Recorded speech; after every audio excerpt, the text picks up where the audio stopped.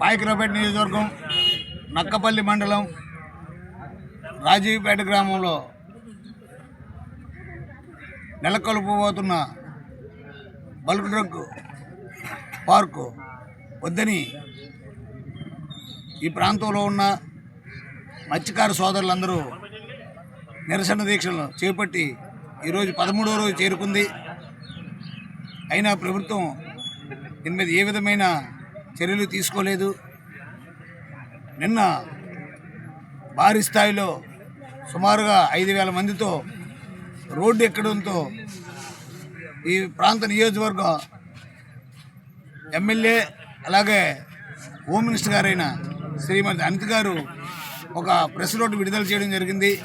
30వ తారీఖు దాటిన తర్వాత 30వ తారీఖు నాడు ఈ గ్రామం వచ్చి ఈ సమస్య పరిష్కారం చేస్తానని ఆవిడ ప్రెస్ నోట్లో పేర్కొన్నది. దానివల్ల మత్స్యకార సోదరులందరూ ఆ రోడ్డు మించి పక్కకి నూకతాత గుడి దగ్గర టెంట్లు వేసుకొని నిరసన దీక్షని కొనసాగిస్తున్నారు.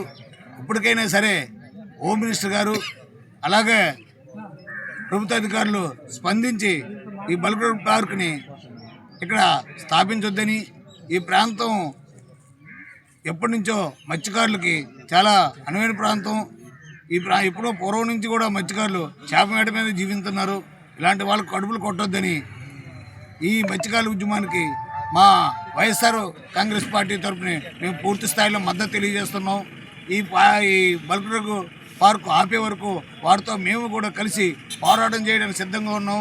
వాళ్ళ కష్టసుఖాల్లో మేము ఉంటామని తెలియజేస్తూ, ఇప్పటికైనా సరే హోంమంత్రి గారు గ్రహించి అన్ని రాష్ట్రాల్లోనూ వద్దని, అలాగే మన పక్కన ఉన్న కాకినాడ జిల్లాలో కూడా వద్దన్న పార్కుని ఇక్కడ స్థాపించడం అన్యాయం.